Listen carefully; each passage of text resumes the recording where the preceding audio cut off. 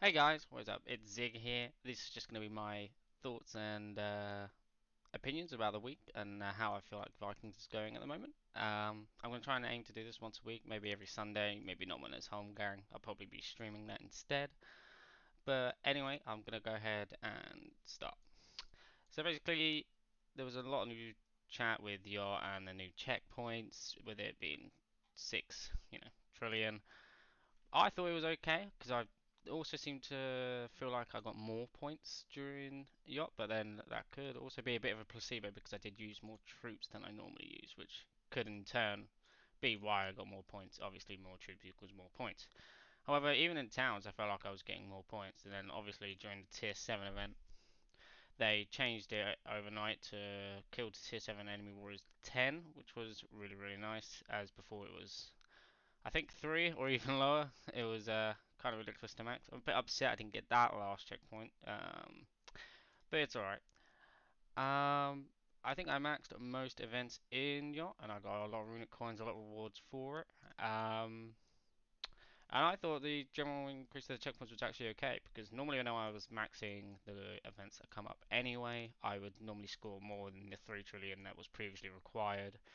And then after that, it wasn't. I was never gaining anything more from slaughter or reaping in Jotunheim. So increasing those checkpoints, that I felt was a good thing because wards were also increased.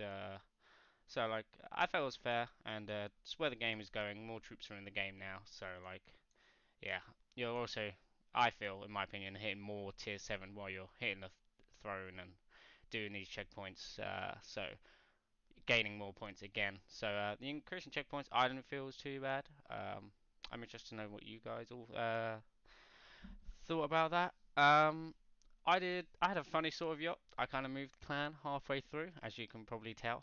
I thought I did this for two reasons. One was the way Rep played just wasn't quite for me. Like they're an amazing bunch of players and some of the nicest people in the game. Honestly, I have no issues with them, and it doesn't leave them bad blood at all.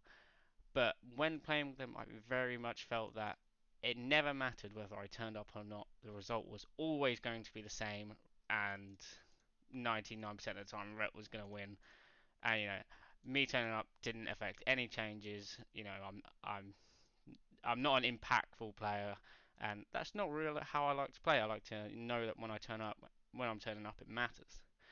So my good friend Jay told me that they needed a bowman, so I was obviously happy to join a friend, and I know a couple of other people here as well. So it's also nicer to play with friends along that front as well. Um, this clan has also been a lot more.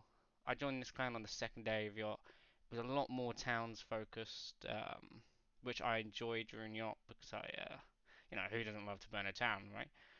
But then on the same case, I was still allowed to do what I wanted. I had a lot more freedom. I didn't have to be put in tier 8 into the throne 24/7, and you know, when events did come up, I was allowed to choose whether I was doing it on throne, whether I was doing it on towns, whether I was scouting.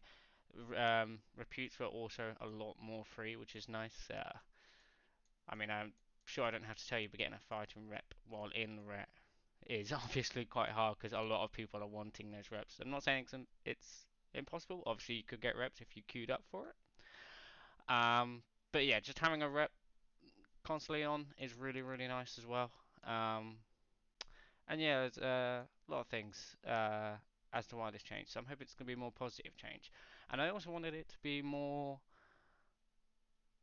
in tune with the content that I'm kind of trying to create here. Like I'm trying to go off an average player and what an average player might spend and things like that. And I didn't really feel sensible whilst also being in rep because they were essentially winning everything with me putting in, I don't want to say minimum effort, but I didn't have to try very hard to change the outcome of whether rep would win or lose, right? So I feel that this game will be a lot more in tune with what an average player might experience. There's going to be wins, there's going to be losses. I'm going to show obviously both, and I'm also going to share why I feel like we won or lost. I'm not going to hide either of that fact. Uh,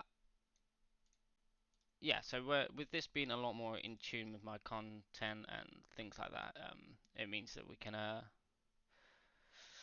again, part of that relatable factor, people can relate to the content a bit more and hopefully enjoy it a bit more and see that, because look at my silver right now, right? I used over 60 trillion silver. I did a bit of training. Unfortunately, we got really close to the end of boosting process in town. Didn't quite get the 500k runic coins, but when I saw the who was in the top 10, I was like, there's no way I'm catching these guys. You know, these two absolutely awesome players. I've played with Toff before, amazing player, and everyone knows who Dakota is, obviously. So sitting at top 10, I was like, there's no really point in pushing that. However, I wish I did push a little bit more to get to the end. We're going to wait for the Valentine's packs and hopefully I can show you guys what I buy, why I buy it, and things like that. We've got more than enough troops to cover us until Valentine's and more, just more than everything that we essentially need. We've got plenty of boosts, the 500% ones. We keep doing our Helheim the whole way down.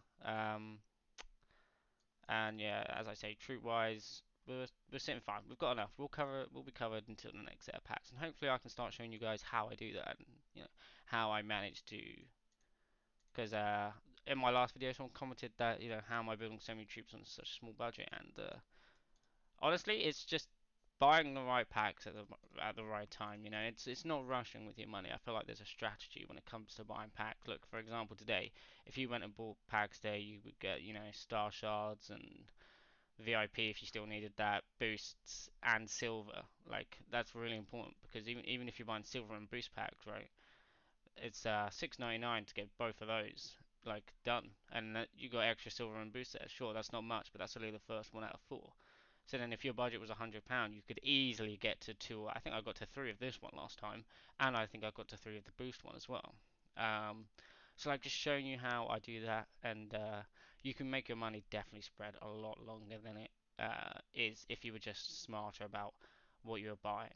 And it definitely helps to know what's behind the ladders as well, which there are loads and loads of discords about. If you're not in those discords, feel free to post in my discord, which will be in the either in the comments or descriptions. I'm waiting to get verification from YouTube to actually put links in the description.